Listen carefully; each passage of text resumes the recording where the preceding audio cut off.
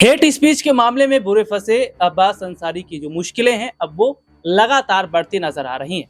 क्या अब्बास अंसारी की विधायकी बच पाएगी या नहीं, और अगर नहीं बच पाती है तो फिर मऊ सीट पर जो उपचुनाव होने हैं उसमें जीत किसकी होगी, और क्या अंसारी परिवार से ही किसी सदस्य को उतारा जाएगा। देखिए, अपने दर्शकों को बताएं, मामला 2022 के विधानसभा चुनाव के दौरान अधिकारियों को धमकी देने से जुड़ा। 4 मार्च 2022 को सोहेल देव भारतीय समाज पार्टी के प्रत्याशी अब्बास अंसारी, उनके भाई उमर अंसारी और 150 अज्ञात लोगों के खिलाफ हेट स्पीच के आरोप में मुकदमा दर्ज किया गया था। यह एफआईआर दारोगा गंगाराम बिंद की तहरीर पर मऊ कोतवाली में दर्ज हुई थी। आरोप है कि 3 मार्च 2022 को चुनावी जनसभा में अब्बास अंसारी ने प्रशासनिक अधिकारियों को धमकी दी थी। इस संबंध में एक वीडियो भी वायरल हुआ था जिसमें अब्बास अंसारी ने चुनाव प्रचार के दौरान अपने भाषण में अधिकारियों का हिसाब किताब करने की बात कही थी।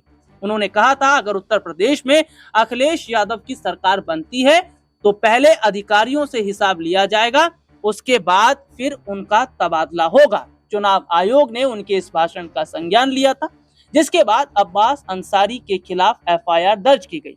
इस मामले में गत 31 मई को सीजीएम कोर्ट ने अब्बास अंसारी को 2 साल कैद और 3,000 रुपए जुर्माने की सजा सुनाई। तो ये मामला है अब्बास अंसारी का हेट स्पीच का मामला, जिसमें वो खुलेआम अधिकारियों को धमकी दे रहे हैं और ये भी कह रहे हैं कि सजा दी जाएगी, उसके बाद तबादला होगा। अब अब्बास अंसारी का क्या होगा ये तो वही जाने, और क्या अब्बास अंसारी को जो सजा दी गई है वो सजा बढ़ेगी भी, और क्या आने वाले समय में रिमांड पर भी अब्बास अंसारी लिए जा सकते हैं। इन्हीं तमाम मुद्दों पर आज हम बात करेंगे। बातचीत करने के लिए हमारे साथ हमारे सहयोगी जो कि मौजूद हैं। सबसे पहले सिराज भाई बहुत बहुत स्वागत है इस प्रोग्राम में आपका। हेट स्पीच का मामला है जिसमें अब्बास अंसारी ने जो कहा उसका ऑडियो क्लिप आया है सामने, वीडियो भी सामने आया है जिसमें वो खुलेआम अधिकारियों को धमकाते भी नजर आ रहे हैं। अब ऐसे में ये देखा जा रहा है कि राहत की तो फिलहाल उन्हें कोई उम्मीद नहीं है, लेकिन क्या लग रहा है अगर आपको सुप्रीम कोर्ट का दरवाजा वो खटखटाते हैं तो वहां से उन्हें राहत मिल सकती है, और विधायकी क्या वो बचा पाएंगे? देखिए राहुल जी, ये काफ़ी महत्वपूर्ण सवाल है और मुश्किल भी है, क्योंकि देखा जाए तो अब्बास अंसारी के खिलाफ जिस तरीके से मऊ की एमपी एमएलए कोर्ट ने यह फैसला सुनाया है, उसके बाद से आनन फानन में रविवार को ही सचिवालय खोला जाता है और फिर फैसला लिया जाता है कि अब्बास अंसारी को अब विधायकी से निष्कासित किया जाएगा। लेकिन बड़ा सवाल यह है कि आखिर इतनी जल्दबाजी क्यों?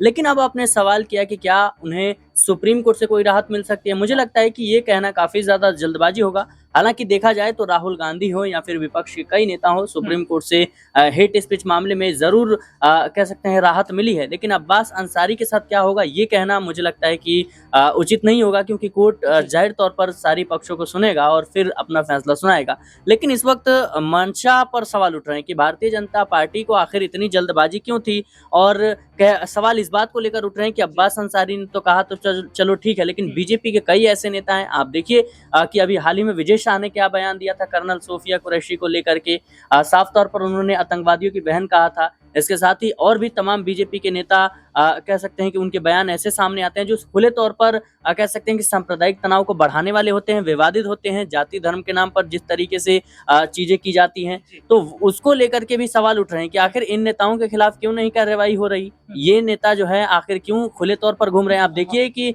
दिल्ली के जो कानून मंत्री हैं कपिल मिश्रा, उनके खिलाफ किस तरीके से मुकदमे दर्ज हैं, लेकिन वही कानून मंत्री बन गए हैं। तो ये सवाल जो है उठने चाहिए और उठ भी रहे हैं। सिराज भाई, मऊ सीट पर अगर उपचुनाव होते हैं तो क्या लग रहा है आपको कि जो अंसारी परिवार है उसका दबदबा एक बार फिर इस सीट पर दिखता नजर आएगा? क्योंकि 1996 से अगर देखा जाए तो अंसारी परिवार का इस सीट पर लगातार दबदबा रहा है, और ये सीट इसलिए भी और ज्यादा लिहाजा कहा जाए तो और ज्यादा इसलिए ये मजबूत भी दिख रही है, और कहीं ना कहीं इसलिए इसका ताल्लुकात ज्यादा है क्योंकि 27 में चुनाव है, मुस्लिम बहुल सीट भी है, और इस सीट का जो प्रभाव है वो 2027 के चुनाव में भी देखा जाएगा। तो अफजाल अंसारी की बेटी जो नुसरत हैं उनको लेकर भी चर्चा चल रही है कि उन्हें टिकट दिया जा सकता है, और सपा और बसपा दोनों कहीं ना कहीं उम्मीद जो है वो उम्मीद की तरफ से देख रहे हैं। तो क्या लग रहा है कि इस सीट पर दबदबा रहेगा अंसारी परिवार का, या जिस तरीके से बीजेपी सोच रही है वो अपना उम्मीदवार उतारने की इधर ओम प्रकाश राजभर भी अपना उम्मीदवार उतार रहे हैं, जबकि वो भी एनडीए का हिस्सा है। कैसे थे? जी देखिए, दबदबा रहेगा या नहीं रहेगा ये तो जनता तय करेगी। जाहिर सी बात है, जनता हमेशा से 27 सालों से कहीं न कहीं जो अंसारी परिवार है उसको प्यार देती आई है, तो उसी की बदौलत कहीं न कहीं वो जीत रहे हैं। लेकिन जनता के मन में क्या चल रहा है ये कहना काफ़ी ज़्यादा मुश्किल होगा। लेकिन जिस तरीके से आंकड़े हैं जो सामने आ रहे हैं मऊ सदर सीट की, उससे ये ज़ाहिर होता है कि कहीं न कहीं पलड़ा जो है वो साफ तौर पर अंसारी परिवार का भारी है। चाहे कोई भी सदस्य उतरे और कोई भी चेहरा हो, अगर अंसारी परिवार उसे समर्थन दे दे तो इस सीट पर जाहिर सी बात है उसकी जीत की संभावनाएं बढ़ जाती हैं। और जिस तरीके से आपने जिक्र किया कि करीब 27 से 28 सालों से अंसारी परिवार का इस सीट पर दबदबा रहा है, तो आपको ये भी बताना जरूरी है कि जो मुख्तार अंसारी थे वो किसी पार्टी के मोहताज नहीं थे। वो जिस पार्टी के टिकट पर चुनाव लड़ जाएं वो सीट जो है कहीं ना कहीं उस पार्टी के खाते में जाती थी। और मुख्तार अंसारी ने बसपा से भी चुनाव लड़ा और जीता भी। समाजवादी पार्टी की बात ना करें, अगर हम बात करें निर्दलीय, तो निर्दलीय चुनाव भी उन्होंने जीता। और अब जिस तरीके से देखा जाए तो